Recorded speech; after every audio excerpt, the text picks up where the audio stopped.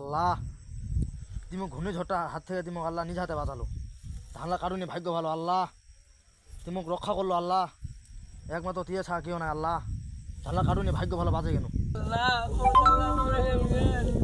আল্লাহ আল্লাহ শেষ করে দিল। আল্লাহ আমি কি পাপ করছো? আল্লাহ আল্লাহ শেষ করে দিল। মর বেটা, মাথা খারাপ শুধু বেয়া ছিল না আর নিজে ধানা ঢুকিন না, মর আরো মরবে বেটা। আল্লাহ ধানলা এত জমে কাটনু টাকার টানে এত সুন্দর ধানলা, আল্লাহ সব শেষে গেল পানি পড়ে হেনে আল্লাহ।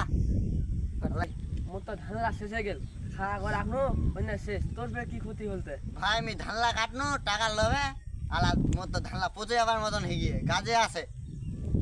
ভাই তোর ফের কি হল? ভাই তোর ফের কি আরে হল? মো আলু লাগার জন্য ভাই পচে টচে সব শেষ ডাল।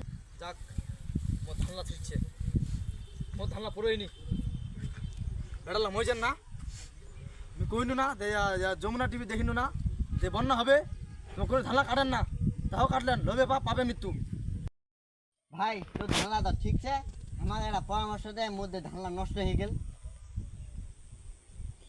তোমার কইনু না ধানলা কাটেন না, ধানলা তোমার কইনু না ধানলা কাটেন না, লোভে পাবে মৃত্যু, এরা জানেননি তোমা।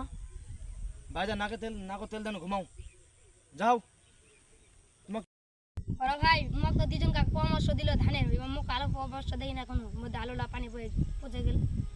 গোটা দিন দেখে কি হবার নি হলে হাল ডাল দেয় না, ভালো খায় না, আবার খাবো।